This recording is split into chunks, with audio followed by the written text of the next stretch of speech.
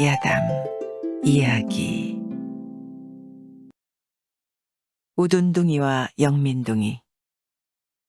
옛날 옛적에 살림이 극비나여 심산 속에서 귀밀농사나 하여 살아가는 늙은 부부가 있었는데 그들은 슬하에 아들 형제를 데리고 살았습니다. 큰 아들은 좀 둔하다 하여 우둔둥이라 부르고 작은 아들은 영민하다 하여 영민둥이라 불렀습니다. 하루는 우둔둥이와 영민둥이가 사냥을 나갔다가 목침만한 금덩이를 얻어왔습니다. 발 없는 말이 하루에도 천리를 간다고. 이 소식은 작은 방에 이름 있는 도적 딱장군 귀에까지 들어갔습니다. 어느 날 두 형제가 없는 틈에 딱장군의 졸개들이 달려들어 영감 노친을 죽이고 금덩이를 뺏어갔습니다. 하늘도 눈물 흘리고 땅도 통곡하는 소리에 형제가 집에 달려와 보니 놈들은 오간데 없고 피투성이 된 채 눈도 감지 못하고 세상 뜬 부모들의 시체밖에 없었습니다. 형이 도끼를 들고 원수를 갚겠다고 무작정 나서는 것을 영민둥이가 겨우 말렸습니다. 부모들의 장례를 지낸 후 두 형제는 원수를 찾아 정처 없는 길을 떠났습니다. 가다가다 돈도 떨어지고 식량도 다 떨어졌습니다. 형제는 하는 수 없이 바닷가에 머물러 고기를 잡아먹으며 살아가게 되었습니다. 영민둥이는 부모들의 원수 갚을 생각에 가끔 고기 잡는 것마저 잊어버리곤 했습니다. 어느 하루 우둔둥이가 펄펄 뛰는 큰 잉어 한 마리를 잡아다가 영민둥이에게 주면서 예, 영민둥이야. 너는 고기는 잡지 않고 매일 놀기만 하면 어쩌겠니? 어서 이놈이나 잡아서 가마에 끓여라. 하고는 나무하러 갔습니다. 잉어는 각별히 크고 고운 데다가 어찌된 일인지 눈물까지 흘렸습니다. 영민둥이는 불쌍한 생각이 들어 잉어를 바닷물에 놓아주었습니다.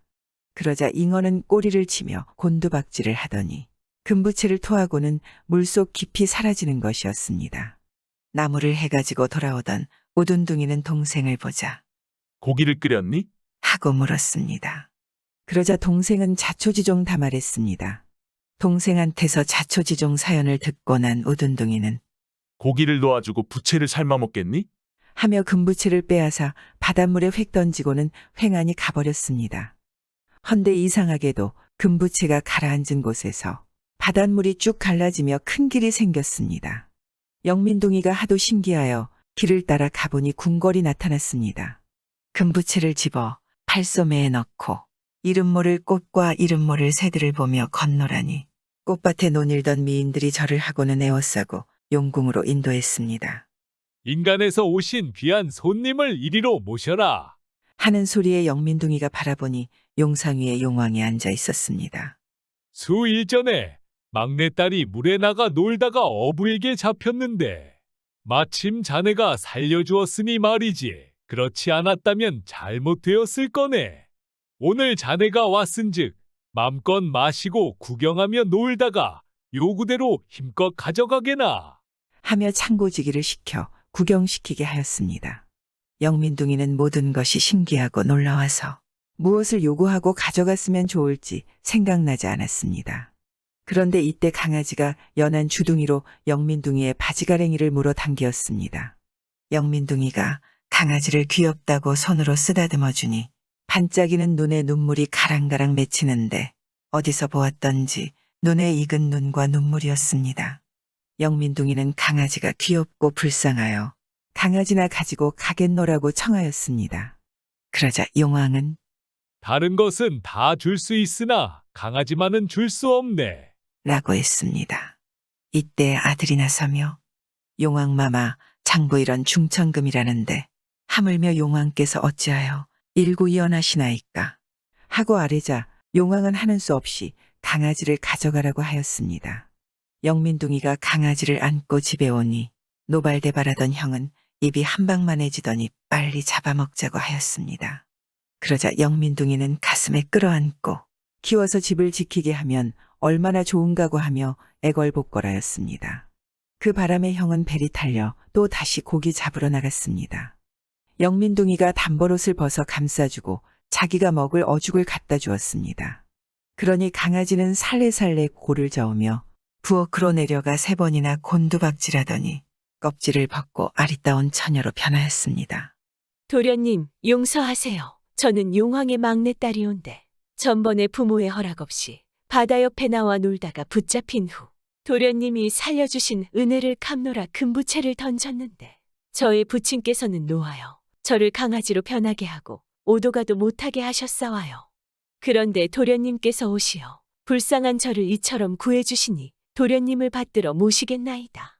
하며 절을 하였습니다. 우둔둥이가 돌아와 보니 난데없이 아리따운 부인이 백옥 같은 이 밥에 진수성찬을 갖춰놓고 자기를 기다리는 중이라 눈이 보름달같이 커져 동생을 보았습니다. 형님, 이제야 오십니까? 여보 인사드리오. 나의 형님이요. 그 소리에 부인이 절을 하는지라 절을 받고 보니 기쁘기는 한량없으나 도무지 어찌된 일인지 알 길이 없었습니다. 동생한테서 이야기를 듣고서도 의심이 풀리지 않았는데 재수가 금부채를 들고 밖에 나가더니 뭐라고 중얼거리며 부채질을 하자 난데없는 궁궐 같은 기와집이 솟아났습니다. 이 소문은 또 도적놈의 귀에 들어갔습니다. 딱장군이란 놈이 영민둥이 아내가 욕심도 나거니와 그의 재질을 시탐하기 위해 졸개 한 놈을 시켰습니다. 졸개가 괴초리 2마리를 가지고 영민둥이네 집을 찾아가서 껍질을 벗기지 말고 구워달라고 하니 부인이 그 속을 송금 보듯 한 후 용왕에게서 배운 솜씨를 보이는데 부엌에다 놓으시오. 하고는 부채질을 몇 번 하니 얼음판이 되었건만 눈 깜짝할 사이에 몽땅 타버렸습니다. 딱장군의 졸개가 깜짝 놀라 외마디 소리를 지르며 나넘어졌습니다. 정신 차리고 일어나서는 돌아가 매맞을 일을 생각하고 부들부들 떨며 아이들처럼 엉엉 울음보를 터뜨렸습니다.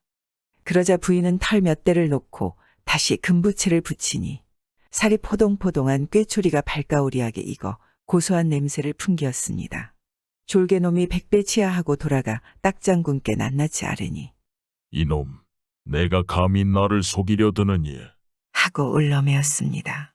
아니올시다.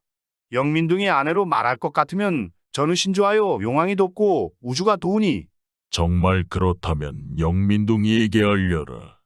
내일 정오에 백모래장에 나와 싸우되 그 녀석이 지면 여편네를 나에게 바칠 것이며 오지 않는다면 10만군을 보내어 뼈다귀도 남기지 않겠다고. 졸개의 말을 들은 영민둥이는 수심에 잠겨 한숨을 쉬는데 우둔둥이가 도끼를 집어들고 이제야 원수를 갚을 때가 왔다. 고 외치며 나갔습니다. 이때 재수가 그를 붙잡아 앉힌 후에 아주버님, 딱장군을 그렇게 허수히 볼 수 없사와요. 저에게 한 가지 묘책이 있사오니 들어주십시오. 내일 도적놈들이 올 때 아주버님은 남산에 올라가 동생이 나가 싸울 때 힘껏 북을 쳐주십시오. 그리고 난군께서는 근심 마시고 심부름 같지만 시각을 다투니 즉시로 장인한테 갔다 오셔야 하겠습니다. 하면서 장인한테 가서 말을 그도 여인말 한 필과 후원 별당에 들려 자기가 가지고 놀던 꽃이 새 다래끼를 가지고 오라고 하였습니다. 부디 잊지 마시고 여인말을 가져오십시오. 살찐말은 백리마요. 여인말은 천리마예요. 그래서 영민둥이가 그 길로 바닷가에 나가 금부채를 들고 길을 내라.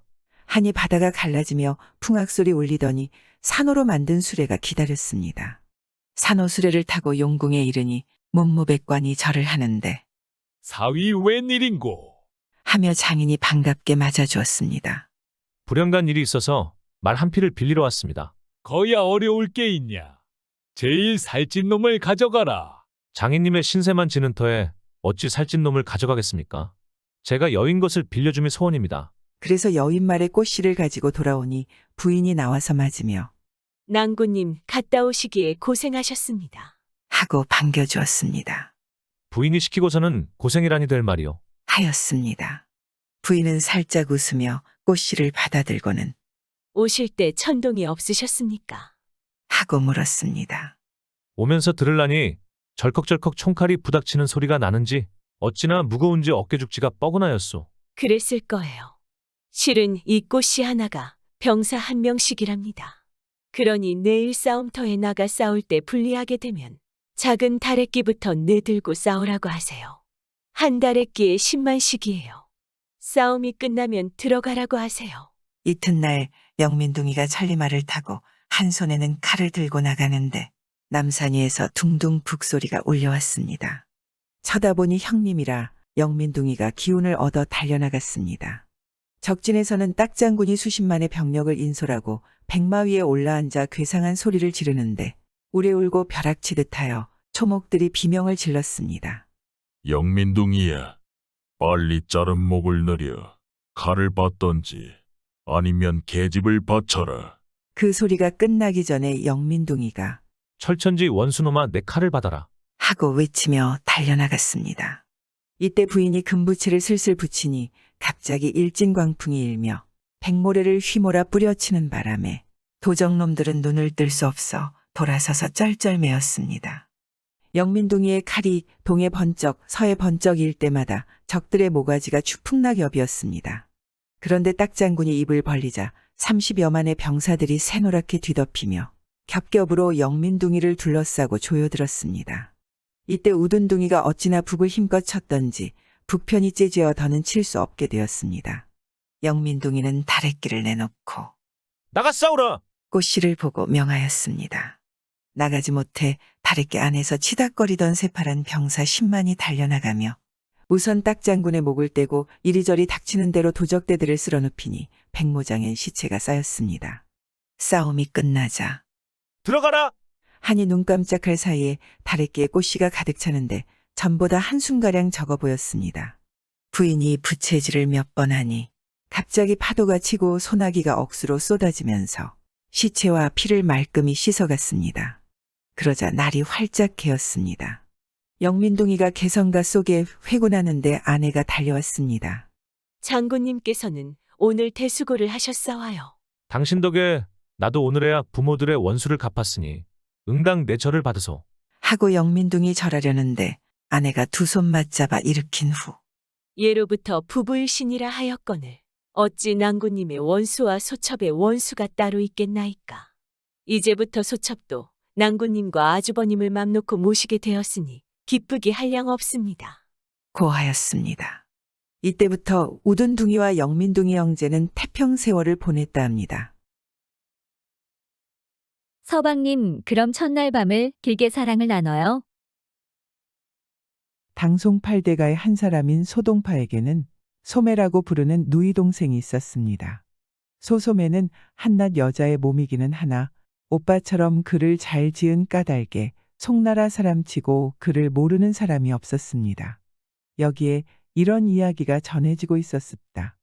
어느 하루 소동파가 누이 동생과 한담을 하다가 무심간에 그의 얼굴을 눈여겨보더니 슬쩍 농을 걸었습니다. 소매야, 우리 오늘 심심한데 글짓기를 해보는 게 어떠냐?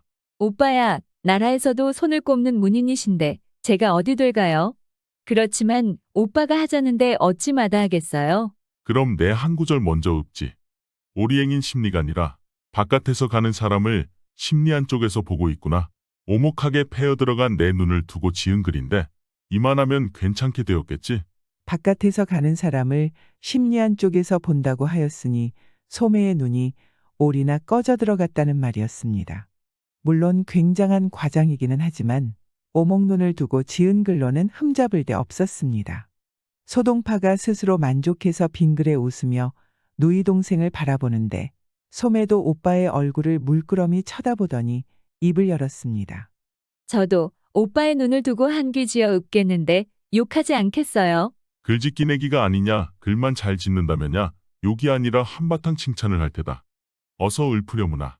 건열로 하금 연락이라 작년에 흘린 눈물이 올해에야 떨어졌도다.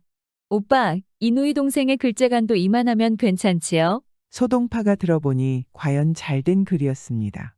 작년에 흘린 눈물이 올해에야 떨어졌으니 자기의 눈이 오리가 아니라 몇십 리 몇백 리나 우묵하게 패어 들어간 셈이 되었습니다.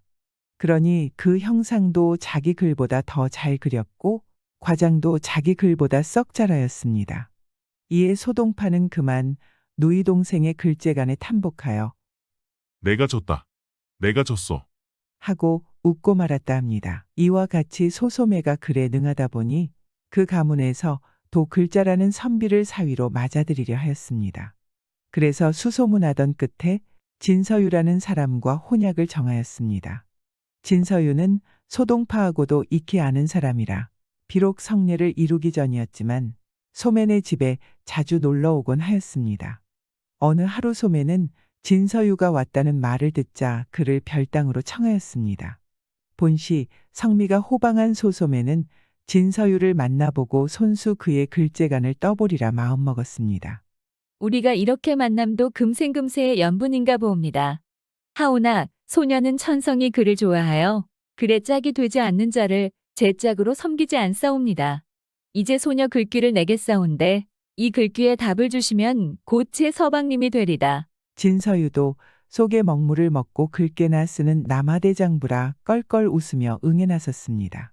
바라건대 낭자께선 어서 글만 내리시오. 숭어부숭어 조부라 아버지보다 낫고 할아버지보다 낫다. 는 이 글귀의 인명을 가지고 대답하소서. 진서유는 소매의 글귀가 떨어지자 눈을 한번 감더니 별로 어렵지 않게 대답했습니다. 그야 어려울 게 있어.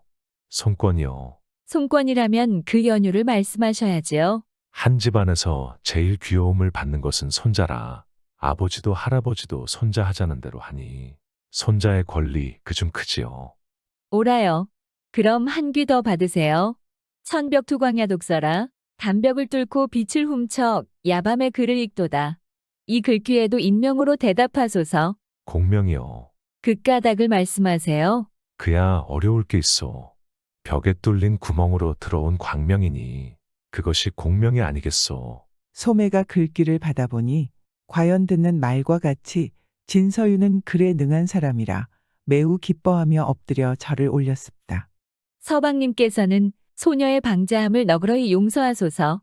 바라건대 버리지 마시고 어서 택일하여 데려가 주옵소서. 그 후 잔치날이 되어 진서유는 사모관대 떨쳐 입고 신행을 오게 되었습니다. 예를 마치고 밤이 되어 동방화촉 밝혀놓으니 진서유의 마음은 기쁘기 한량없었습니다. 그런데 저녁 후 잠깐 소풍하고 돌아오니 신방문이 안으로 꽁꽁 잠겨져 있었습니다. 서유는 소매가 농을 즐기는 줄 아는지라 부인, 문 좀 열어주오. 하고 사정하였습니다. 그러나 소매는 딱 잡아떼었습니다. 안 되오이다 서방님. 오늘은 이팔 청춘 고이 간직해온 소녀의 몸 바치는 날이온데 어이 그리 쉬울 수가 있사옵니까? 글을 지어 이 문을 벗기시도록 해야 하옵니다. 그러기 전엔 절대 문을 열지 못하겠나이다. 진서유가 들어보니 참으로 기가 막혔습니다. 꼭 잠긴 문을 손으로 열라면 몰라도 글로써 어찌 연단 말인가. 소매가 아무리 글을 좋아하기로 첫날 밤에까지 글로 자기를 골탕 먹일 줄은 정말로 꿈밖이었습니다.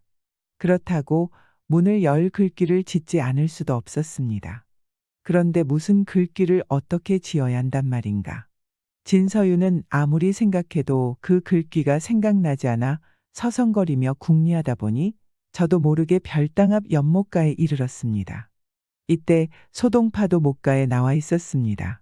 그는 글 잘 짓는 누이 동생이 첫날 밤 신랑과 무슨 글짓기라도 하지 않나 하는 궁금한 생각이 들어 찾아왔다가 방금 소매가 글로 문 열라고 하던 소리를 들었었습니다. 그런데 얼른 그 글을 지을 줄 알았던 진서유가 그 글을 짓지 못해 안타까이 연못가를 왔다 갔다 하기만 하니 측은한 생각이 들었습니다. 이때 소동파는 벌써 그 글귀를 생각해냈지만 진서유에게 직접 알려줄 수는 없는지라 퍼뜩 한 꾀가 떠올라 진서유가 듣도록 주먹만한 돌멩이 하나를 주워 못에 던졌습니다. 첨벙 하는 소리를 듣고 정신이 들어 연못을 보니 달이 내려앉은 몸물이 파문을 이루며 물밑의 하늘이 열렸습니다. 옳지, 그렇지.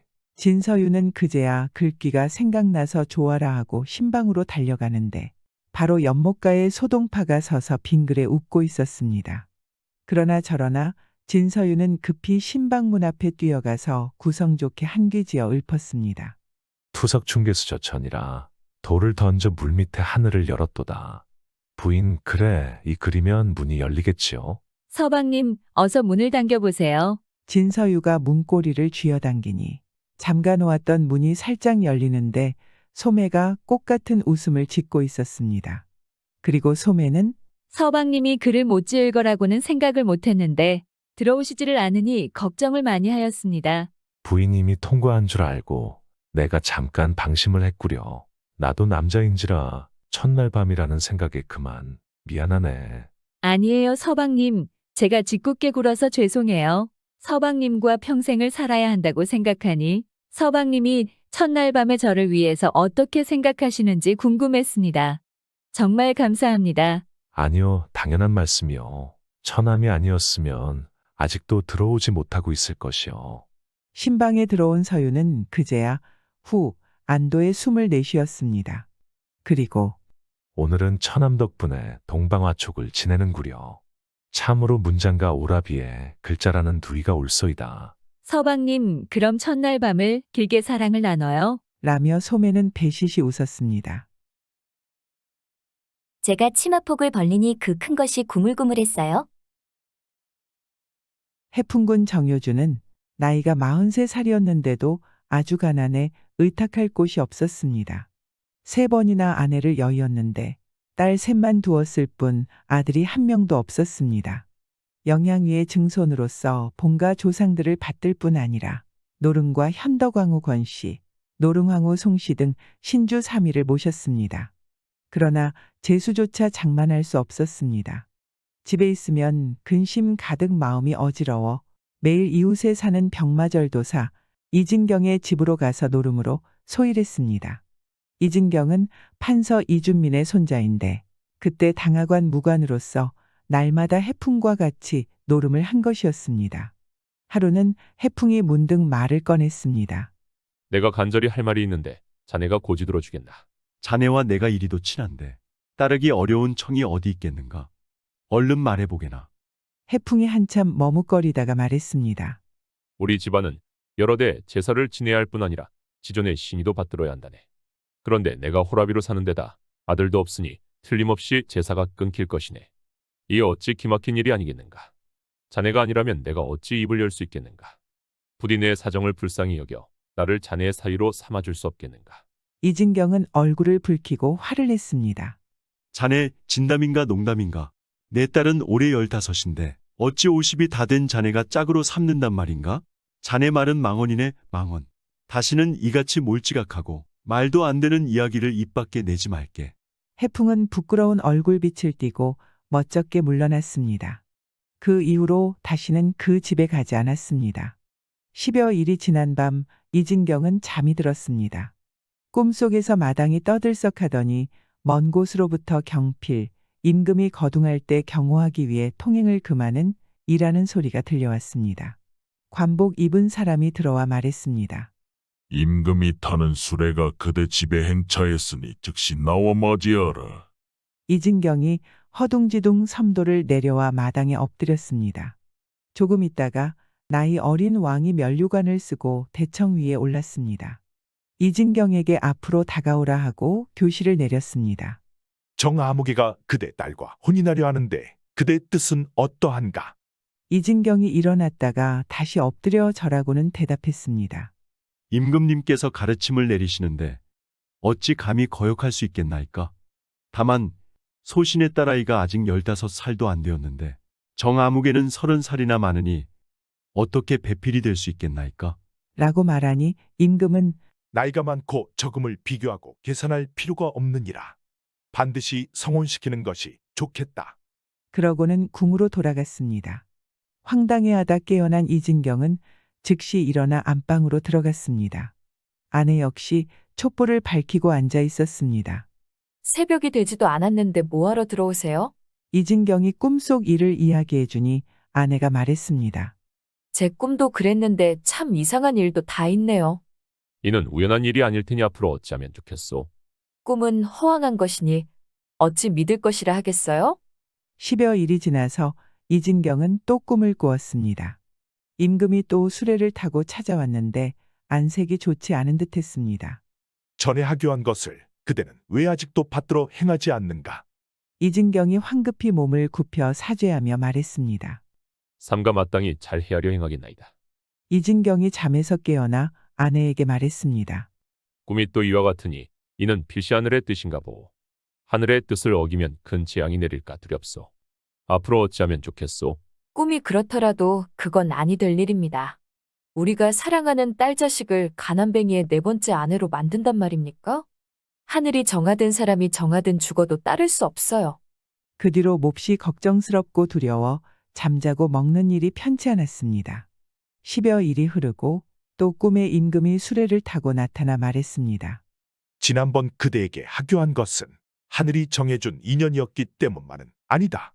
그 사람은 금복을 가져다 줄 것이니 내게 해는 끼치지 않고 이로움만 줄 사람이다. 내가 누차 하교했음에도 끝내 거역했으니 이게 무슨 도리인가. 앞으로 큰 화를 내리겠노라. 이진경이 두렵고 무서워서 일어났다가 다시 엎드리며 대답했습니다.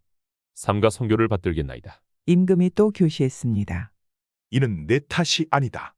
전적으로 내 처가 완고하여 내 명을 받들지 않은 탓이니 당장 그 죄를 다스리겠노라. 그러고는 철을 잡아오라는 명을 내렸습니다. 삽시간에 형구를 크게 늘어놓고 아내를 잡아왔습니다. 임금이 죄를 따졌습니다. 너희 가장은 내 명령을 따르려 했는데도 너 혼자 어렵다며 명을 받들지 않으니 이게 무슨 도리냐. 그리고 형벌을 집행하라 명하고 4~5대 매질을 했습니다. 이진경의 아내는 두렵고 무서워서 애걸했습니다. 어찌 감히 명을 어기겠습니까? 삼가 가르침을 받들겠나이다. 마침내 벌 주기를 멈추고 궁으로 돌아갔습니다. 이진경은 놀라서 깨어나 안방으로 들어갔습니다. 아내가 꿈속 일에 대해 이야기했다습니다. 무릎을 어루만지며 앉아있는 것을 보니 무릎에 매 맞은 흔적이 남아 있었습니다. 부부가 크게 놀라고 두려워했으며 서로 의논의 결정을 내렸습니다. 다음 날 해풍에게 요즘 왜 놀러오지 않냐며 초대의 뜻을 전하니 해풍이 곧 찾아왔습니다. 이진경이 맞이하며 말했습니다. 자네 지난번 그 일 때문에 나를 외면하느라 오지 않았는가.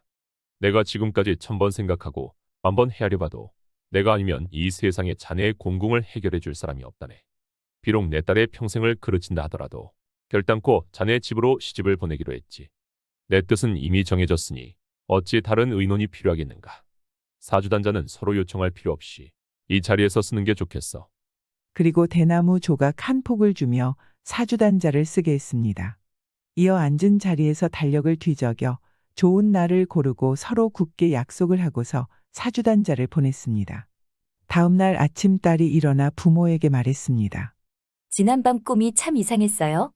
아버지 노름 친구 정생이 갑자기 용으로 변해 저에게 너는 내 아들을 받으라 라고 말했습니다. 제가 치마폭을 벌려서 새끼 용 5마리를 받았는데 그것들이 치마폭에서 구물구물했지요. 주고받을 때 새끼 용 1마리를 땅에 떨어뜨렸는데 목이 부러져 죽었습니다. 참 이상도 하지요? 부모가 이야기를 듣고는 기이하게 여겼습니다. 이진경의 딸은 정시 가문으로 시집가 해마다 아이를 낳았습니다. 아들도 5을 낳았습니다. 모두 장성의 차례로 과거에 급제했습니다. 1남과 2남은 판서에 이르렀고 3남은 대사관, 4남과 5남은 옥당 벼슬을 했습니다. 맞손자도 해풍이 살아있을 때 급제했고 그 사위들 또한 급제했습니다. 해풍은 아들 5이 모두 등과했기에 품계가 한 단계 올라가 악영이 되었습니다. 90여 세까지 살았으며 손자와 증손자까지 가득했으니 그 성대한 복록은 세상에 비할 바가 없었습니다. 5째 아들이 서장관으로 영경에 갔다가 돌아오는 길에 청나라 만주 봉황성의 문, 여기서 국경무역이 이루어졌습니다. 하지만 돌아오는 길 중간에 도적대들을 만나 중간에 나오지 못한 채 죽어 관속 시신으로 돌아왔습니다. 이때 해풍이 살아있었으니 과연 꿈속 일이 맞아떨어졌습니다. 그 부인은 해풍보다 3년 먼저 죽었습니다. 해풍이 공궁할 때였습니다. 오랜 친구의 집에 갔는데 마침 한술사가 있었습니다. 다른 사람들은 자기 앞날에 대해 물었지만 해풍만은 아무것도 묻지 않았습니다. 주인이 저분이 관상을 보는 방법이 신이하니 물어보지요. 해도 해풍은 빈궁한 사람이 관상을 받자 무슨 이로움이 있겠나. 술사가 눈여겨 자세히 들여다보더니 말했습니다. 저분이 누구신지 모르지만 지금은 비록 절이 공궁해도 앞으로 복록은 무궁할 겁니다. 처음에 공궁했다 나중엔 형통해져 오복을 두루 갖추게 될 것입니다. 이 자리에 있는 그 누구도 저분에 미치지 못할 것입니다. 그 뒤 과연 그 말대로 된 것이었습니다. 과거 해풍이 첫 번째 장가를 갈 때였습니다. 혼인 예식을 올린 저녁 꿈에서 어떤 사람의 집으로 들어갔는데 마루 위에 차려놓은 것이 모두 혼례식을 위한 것이었습니다. 그러나 신부가 없었습니다. 깨어나 의아했는데 과연 아내를 여의었습니다. 재혼 날 밤 꿈에 또 그 집으로 갔습니다. 그 모습이 전에 꿈과 같았지만 신부가 강보에 쌓여 있었고 또 아내를 여의었습니다. 세 번째 혼례식 날 저녁 또 꿈에서 그 집으로 들어갔습니다. 상황은 전의 꿈과 같았으나 포대기 속 신부가 10몇 살 정도로 자라나 있었습니다. 그리고 또 아내를 여의었습니다. 네 번째 장가를 들어 이씨 집안으로 가 신부를 보니 지난날 꿈에서 봐오던 아이였습니다. 무릇 일이 모두 이미 정해져 있어서 그랬던 것이었습니다. 이진경의 꿈속에서 명령을 내린 임금은 단종이었다 합니다. 부인, 난 더 크고 단단한 방망이를 갖고 있어. 아득히 멀고 먼 옛날 김씨 선조 때의 이야기입니다. 한 촌부락에 김방이와 김방삼이라는 형제가 따로 살림을 하며 살고 있었습니다. 형인 방이는 가난하여 밥을 빌어먹으며 하루하루를 연명해 갔으나 동생인 방삼이는 부락에서도 첫 손가락에 꼽히는 부자였습니다. 부자인 방삼이는 다육스럽기 그지없었는데다 인색하기 짝이 없었습니다. 그러나 청빈한 방이는 어질고 마음이 비단 같았습니다. 하여 한 아버지의 피주를 타고 한 어머니의 뱃속에서 나온 형제 것만 겉으로부터 속까지 판이하였습니다. 이웃사촌이란 말이 있습니다. 방인의 웃집에 사는 노인은 방이의 구차한 살림을 차마 눈뜨고 보고만 있을 수 없어서 자기네가 붙이던 비탈밭 한 떼기를 주었습니다. 방인은 동생을 찾아가서 사연을 이야기하고 누에 종자와 종곡을 꿔달라고 하였습니다.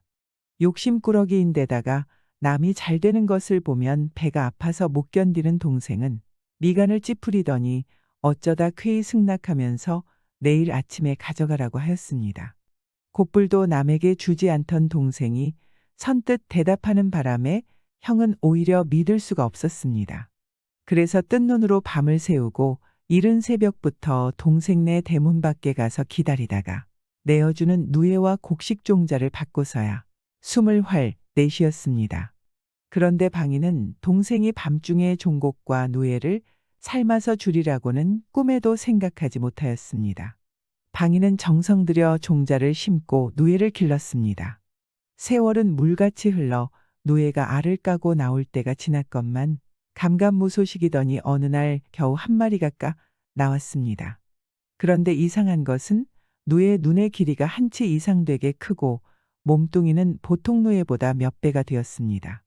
방인은 이 한 마리의 누에를 특별히 보살피면서 정성 들여 키웠습니다.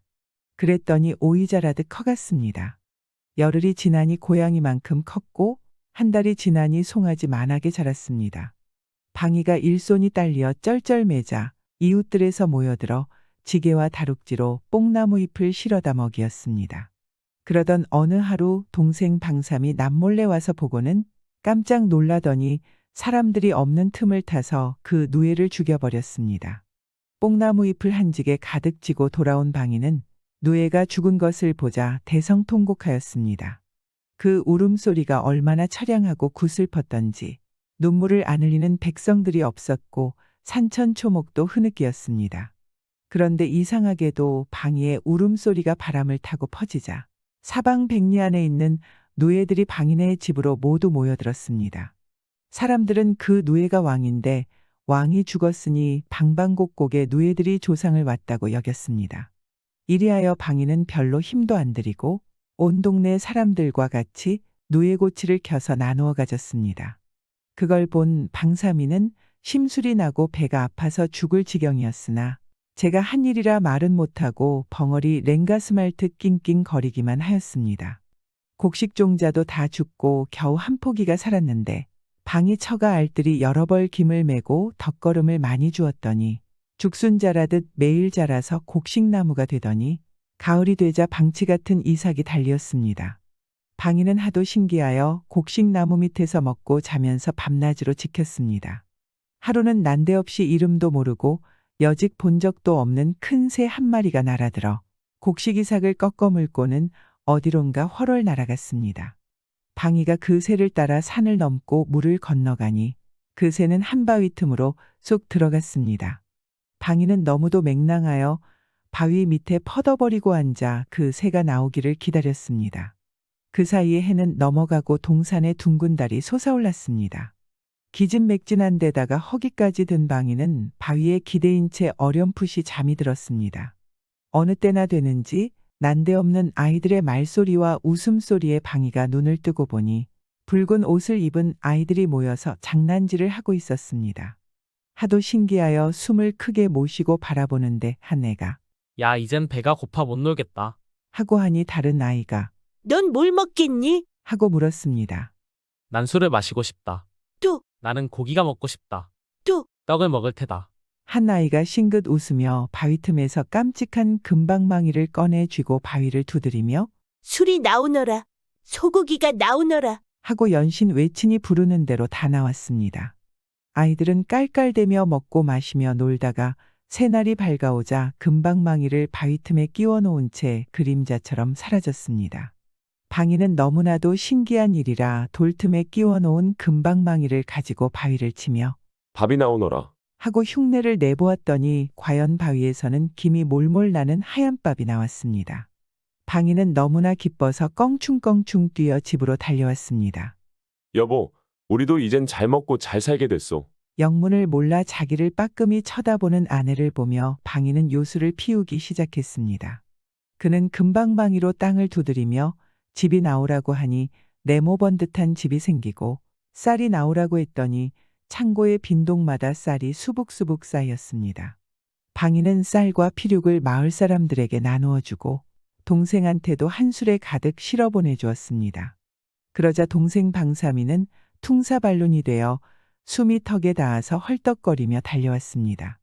형의 말을 듣고 제 눈으로 금방망이의 재간을 본 방삼이는 눈이 뒤집혀졌습니다.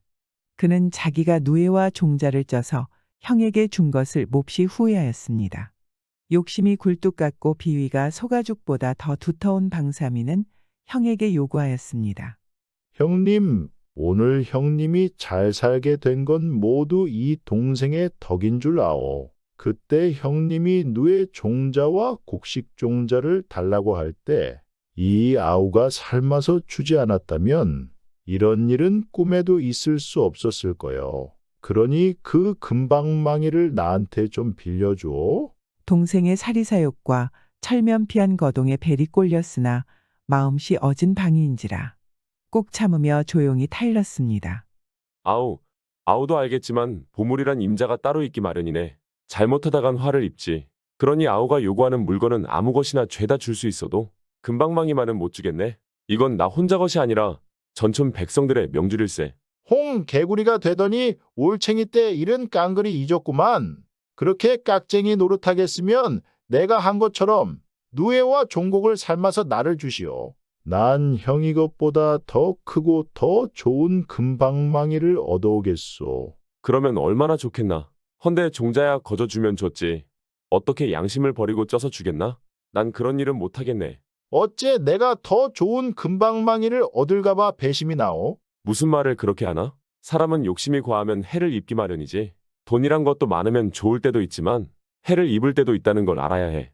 원 고양이 쥐 생각은 그만두어. 천벌을 받는데도 내가 받지 형이 받겠소? 잔말 말고 내일 새벽에 올 테니 종곡과 누에를 쪄놓소. 방이는 동생을 타이르다 못해 하는 수 없이 나중에 요구대로 해주었습니다.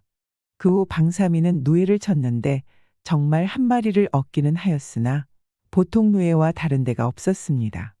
그래서 벨이 난 그는 발로 누에를 밟아 죽이고 콧물눈물을 죄짜봤으나 다시는 더 한 마리의 누에도 나오지 않았습니다. 그 꼴을 본 백성들은 앙천대소하였습니다. 그런데 곡식종자는 방삼이의 요구대로 쪄주었더니 한 알만 싹이 터서 자랐고 이 싹이 무르익을 무렵에는 정말 큰 새가 날아와서 그걸 물고 어디론가 날아가 버렸습니다. 옳지. 그러면 그렇겠지. 방삼이는 너무나 좋아서 덩실덩실 춤을 추며 새를 쫓아갔습니다. 그가 어느 바위에 이르니 숱한 도깨비들이 나타났습니다. 방삼이는 하도 징글스럽고 무서워서 눈을 꼭 감고 두 손으로 귀를 막았습니다. 그러면서도 저놈들이 금방망이를 내놓고 어서 없어지기를 애타게 기다렸습니다. 그러나 도깨비들은 금방망이를 내놓을 대신 방삼에게로 우르르 몰려와서 소리 질렀습니다.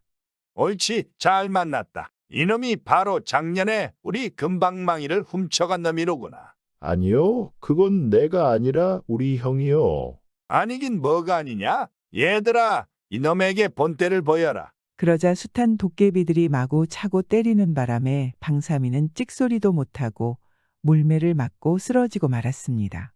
하, 이놈 봐라.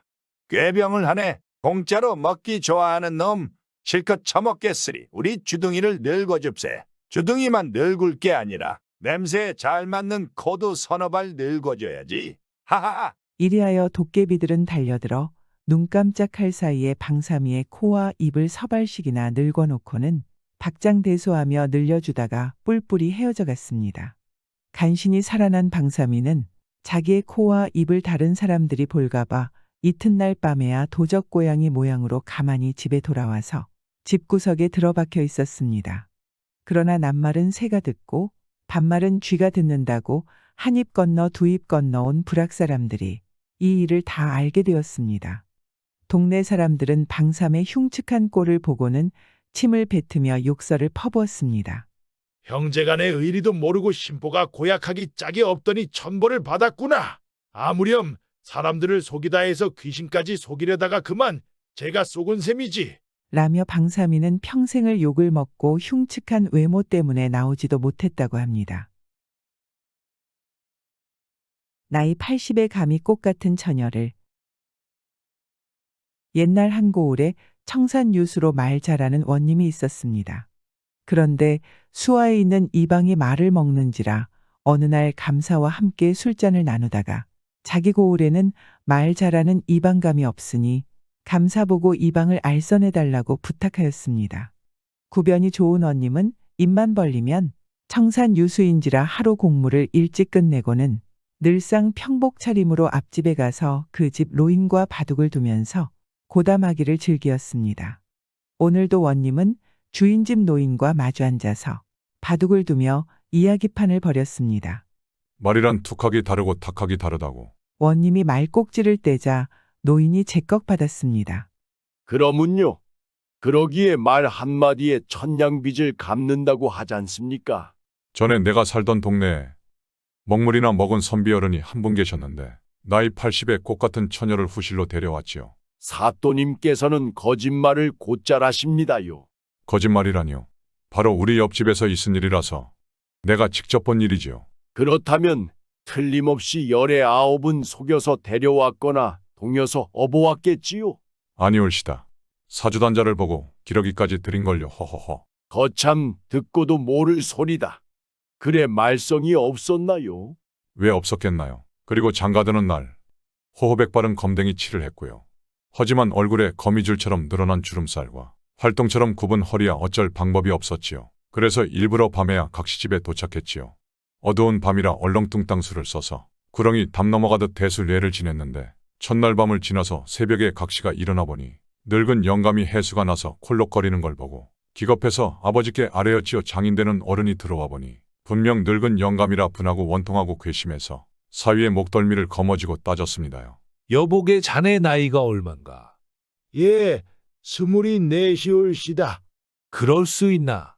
24인데 얼굴엔 웬 박구랑 천지야. 예, 42올시다. 뭐뭐 42인데 곱사등이야? 입은 비뚤어져도 말은 바른 대로 하라고 왜 바른 말을 못해? 예, 동서남북으로 20올시다. 동서남북이 20이라. 그럼 그게 여든이 아닌가? 그렇사옵니다. 그러면 그렇겠지. 그러고 보니 자네 나이가 내 장인의 나이보다도 많은데 왜 처음부터 속였나? 속이긴 누가 속였다고 그러십니까? 뭐, 속인 일이 없다고.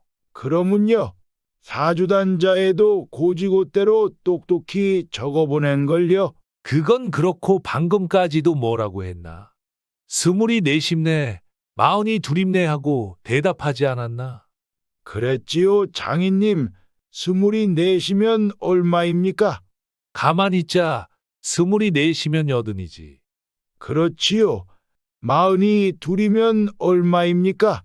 마흔이 둘이면 80이지. 그것 보시지요. 제가 언제 거짓말을 했다고 그러십니까? 듣고 보니 따는 그렇구만. 장인님, 너무 넘려하지 마십시오. 이래봬도 치아가 든든해서 못 씹는 고기부치가 없고 위가 든든해서 소화불량에 걸릴 염려는 없소이다.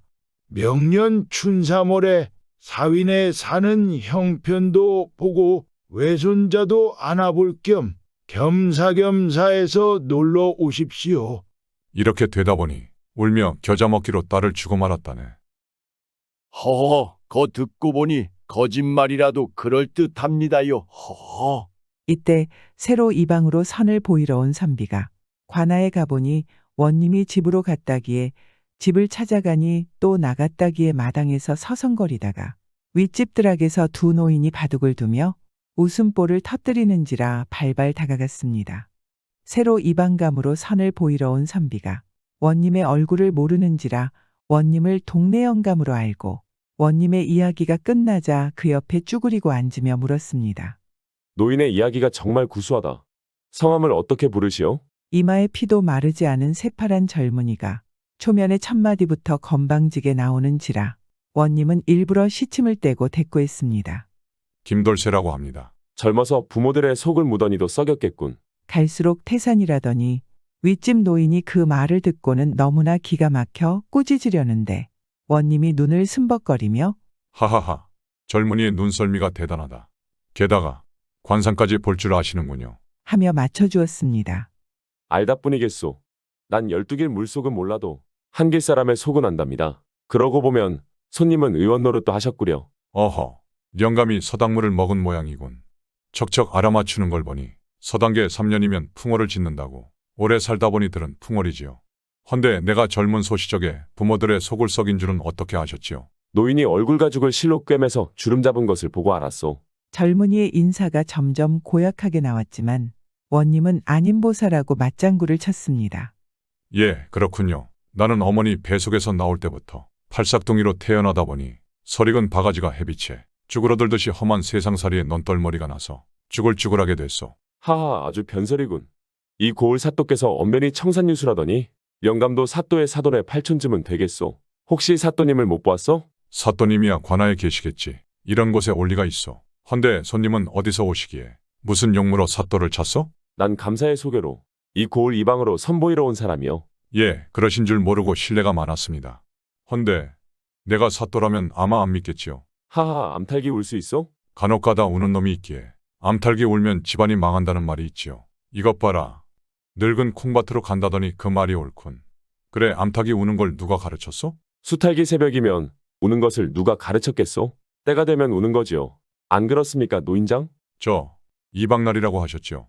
초면에 이런 말씀 여쭈는 게 도리에 어긋나겠지만 좀 작작 부는 게 어떻소? 불다불다 터지겠군요. 아무리 제 몸에 달린 입이라고 아무 말이나 나가는 대로 할 게 아니라 더러 삼가해야지요. 두 눈을 편히 뜨고서도 태산을 몰라보다니요. 사또님, 이 늙은 것이 몸둘 바를 모르겠나이다. 그제서야 젊은이는 얼음 위에 자빠진 황소눈이 되어 쩔쩔매더니 넙죽 엎드려 사또님의 부름을 받고 달려온 리방 문안들이옵니다. 안녕부터 사또님께서 농담을 즐기신다는 이야기는 들었사오나 100번 듣기보다 한 번 보는 쪽이 낫다더니 과시 소문과 같사옵니다. 하고 절을 했습니다. 다른 사람들 같으면 언능 30개 주랭낭을 놓거나 엎드려 1100번 죽을 죄를 졌으니 제발 한 번만 살려달라고 손이야 발이야 빌 것인데 이건 웃는 낯에 침 못 뱉는다고 자칭 이방으로 행사하는 그 기백이 마음에 들어 원님은 껄껄 웃더니 한 번 실수는 보통이라 마음에 새겨둘 것 없네. 내 집을 알았다니 저녁이나 같이 하도록 제때에 오게. 먼 길 오느라고 필요했겠으니 돌아가 쉬게나. 그날 저녁 이방은 실수를 미봉하려고 미리부터 준비하고 있다가 제 시간에 찾아갔습니다. 그런데 상다리 부러지게 차린 진수성찬을 보자 저도 모르게 달걀 같은 군침이 꿀꺽꿀꺽 넘어가고 배에서는 연신 꼬르륵 소리가 나는 것을 어쩔 수 없었습니다.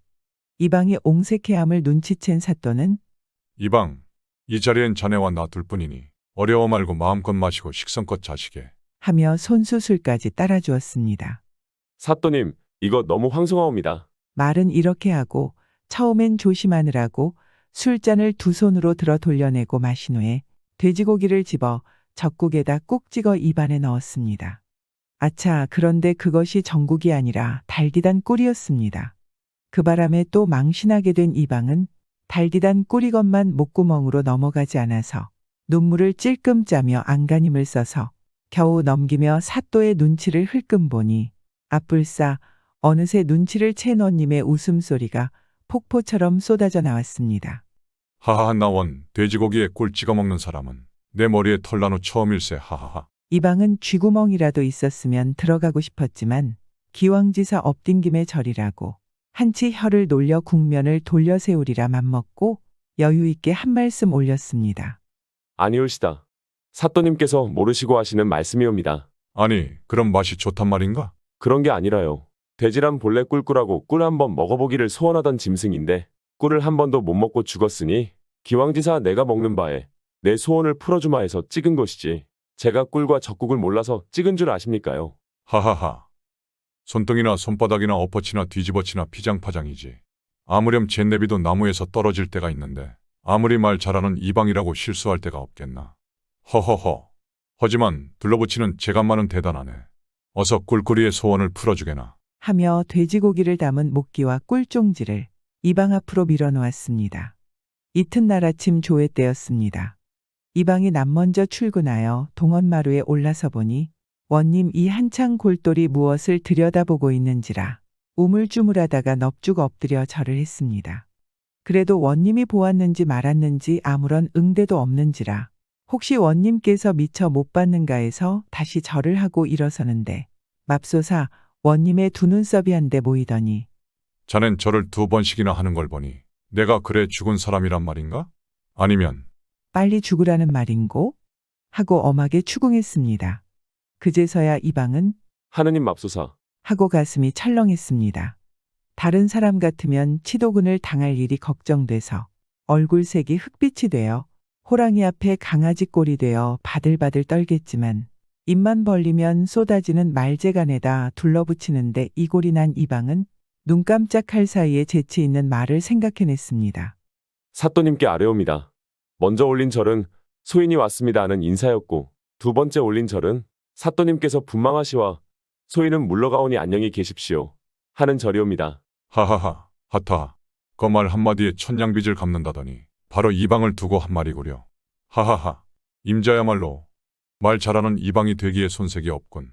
3번의 실수를 좌우명으로 삼고 처사한다면 말이야. 그 후에도 원님은 특별히 이방을 사랑하고 중용하니 이에 감복된 이방은 3번의 실수를 거울로 삼아 언어행실에서 각별히 조심하고 매사를 처리함에 있어서 우선 조사한 후에 생각해보고 신중하게 처리한 데서 원님과 백성들의 사랑을 받았다고 합니다. 과부와 소금 장수가 저녁 내내 땀을 흘리며 그것을 옛날 어느 한 바닷가에 마음이 어질고 부지런한 호래비 소금 장수가 살고 있었습니다. 장수 중에도 제일 천한 쌍놈 장수라 돈은 벌지 못하고 가지가지 천대를 받으며 장가도 못 가고 외톨이로 살아왔습니다. 소금 장수는 부잣집 자식 같으면 서당에 가서 공부를 할 나이인 10살 때부터 아버지가 물려준 쪽지게를 지고 머리에 흰서리가 내릴 때까지 소금 장수를 하니 성이 있고 이름은 있어도 사람들은 성과 이름을 부르지 않고 쪽지게 소금 장수란 천한 벼로를 달아서 불렀습니다. 그러다 보니 타고장 사람들은 물론이요. 이고장 사람들도 이 쪽지게 소금 장수의 성과 이름을 몰랐습니다. 그가 지고 다니며 판 소금을 한 곳에다 쌓으면 태산보다 더 높을 것이고 쪽지게 멜끈으로 쓴 산만 해도 한 달구지에 싣고도 나머지가 있을 것이니 그가 소금을 지고 걸은 길은 말리하고도 꼬랭이가 달릴 것입니다. 이렇게 쪽지게를 지고 소금 장수를 했어도 입에 들어가는 것은 조밥이요 입은 것은 조끼도 없는 무명옷이며 매일 주머니에 떨어지는 돈은 겨우 동전 몇 푼뿐이었습니다. 남들은 장수를 해서 벼락부자가 되거니 안 되어도 곱장수는 한다는데 나는 40년 동안 좋은 날이나 굳은 날이나 더운 날이나 추운 날이나 하루도 쉬지 않고 장수를 했어도 겨우 몇 푼 장수를 하다니 하느님도 무심하고 이내 팔자도 한심하구나. 쪽지게 소금 장수는 하느님을 원망하기도 하고 부모가 준 팔자도 탓하고 가련한 자기 신세도 한탄하곤 했습니다. 그래도 그 소금 장수를 하지 않으면 몇 푼도 벌지 못하니 울면서 겨자 먹기로 소금 장수를 그냥 해야 했습니다. 그러던 어느 날 소금을 다 팔고 돌아오던 소금 장수는 자주 드나들던 주막집에 들렸습니다. 주막집 주인은 과부였는데 상당한 미인이었습니다. 그래서 마음에는 두고 있었지만 워낙 돈이 없어서 꿈도 꾸질 않았습니다. 소금 장수는 문 앞에다 빈 쪽지게를 세워놓고는 주막집 주인 아주머니를 보고 동전 몇 푼을 내놓으며 술과 안주를 청했습니다. 소금 장수는 주인 아주머니가 주는 술 한 사발과 안주 한 접시를 받아서는 쪽지게 다리 밑에 놓고는 쪽지게야, 쪽지게야, 불쌍하고 가련하다. 너도 주인을 잘못 만나서 40년이란 긴 세월을 나와 같이 몇 푼벌이의 숱한 고생을 했구나. 인제 너도 등이 물러나게 되었고 나도 등에 썩살이 박혔구나. 라고 말을 하고는 술사발을 들어 지게등 바지에 죽 붓고는 나머지 술은 자기가 마셨습니다. 쪽지게야, 쪽지게야, 너도 고생 나도 고생 우리 고생 끝없구나. 너는 내 갈 길로 가고 나도 내일부터 소금 장수를 그만두고 마지막 길을 가야겠다. 말을 마친 소금 장수는 아버지 때부터 지고 다니던 쪽지게를 번쩍 들어서 바다에 멀리 냅다 던져버렸습니다.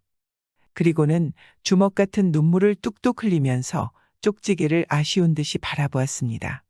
자기 등골 땀으로 흠뻑 절인 참나무 쪽지게였습니다. 그런데 이상한 일이 일어났습니다.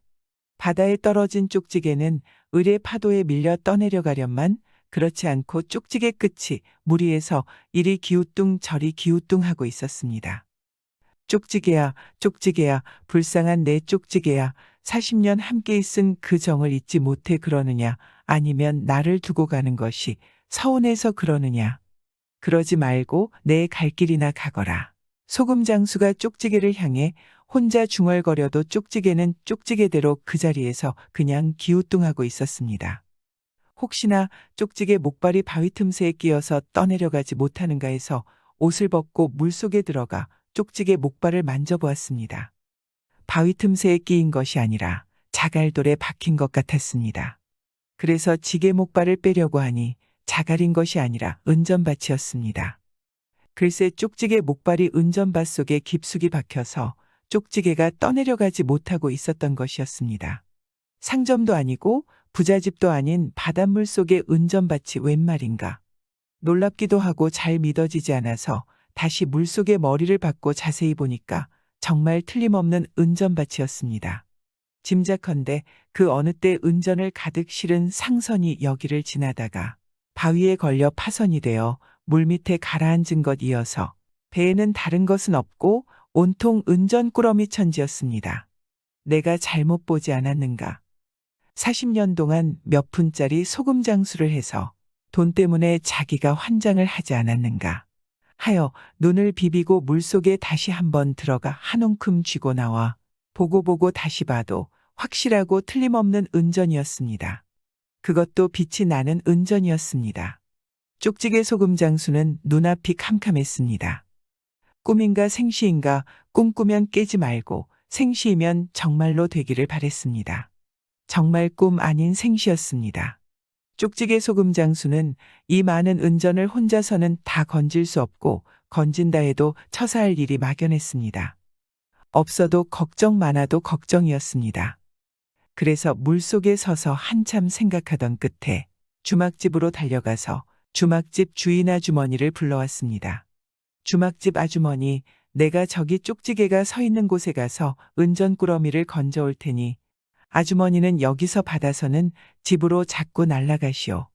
쪽지게 소금 장수는 물속에 들어가 노다지 캐듯 은전 꾸레미를 건져내면 그 과부는 건져낸 은전을 큰 함지에 담아 이고 부지런히 집으로 날랐습니다. 한밤중이 되어서야 배에 은전을 다 건지고 죄다 집까지 가져왔습니다. 이때야 쪽지게 소금 장수는 아픈 허리를 펴고 내버렸던 쪽지게를 전처럼 지고 주막집으로 돌아왔습니다. 은전이 엄청나게도 많았습니다. 방 안에 가득 찼습니다. 그는 바닷물에 푹 젖은 빈 쪽지게를 마당복판에 번듯이 세워놓고 그 앞에 깨끗한 멍석을 펴놓았습니다. 그리고는 주막집 아주머니더러 제일 좋은 술 한 동이와 좋은 찬으로 여러 가지를 달라 해서는 멍석 위에 큰 상을 차려놓고는 술 한 사발을 푹 떠서는 지게 등받이에 부었습니다. 쪽지게야 쪽지게야 사랑하는 쪽지게야. 너는 숨없는 물건이지만 주인을 알아주는구나. 고생 끝에 낙이 있다고 이것을 두고 하는 말이구나. 너도 가지 말고 나도 죽지 말고 함께 오래오래 살아보자. 쪽지게 소금 장수는 호랩이여 주막집 여자는 과부인지라. 오늘 저녁 서쪽에 걸린 조각다리 중매를 섰는가. 함께 바닷가에서 저녁 내내 일한 것이 인연이 되었는지 새날을 택하여 잔치를 하고 부부가 되어 쪽지게는 곳간에 모셔놓고 아기자기 살다가 1년이 지나 귀동이까지 나와서 늙음학 생활에 꽃을 피우며 잘 살았다고 합니다. 고진감래라는 말이 있죠. 고생 끝에 낙이 온다. 고진감래의 유래가 이렇다고 하네요. 한 농부가 공부를 하고 싶었지만 가난하여 제대로 공부를 할 수 없었습니다. 하지만 농부는 그 상황에 좌절하지 않고 붓 대신에 수추로 종이 대신에 나뭇잎을 이용하여 공부를 했다고 합니다. 결국 이 농부는 크게 성공하였다는 이야기입니다. 요즘 시대에는 고생 끝에 집 한 채 마련하기도 힘들다가 맞는 말인 것 같습니다. 로또나 사업을 하지 않는 이상 크게 낙이 올 날이 없다고 생각합니다. 생각해보면 80년대 때가 좋았던 것 같습니다. 빈부의 격차도 심하지 않았고 집값도 비싸질 않았으며 이웃들끼리 서로 행복하게 잘 지냈었는데 지금은 집 한 채 장만할 수도 없고 이웃들과의 정도 없어진 지금의 현실이 참 안타깝다고 생각합니다. 구독과 좋아요, 알람 설정은 사랑입니다.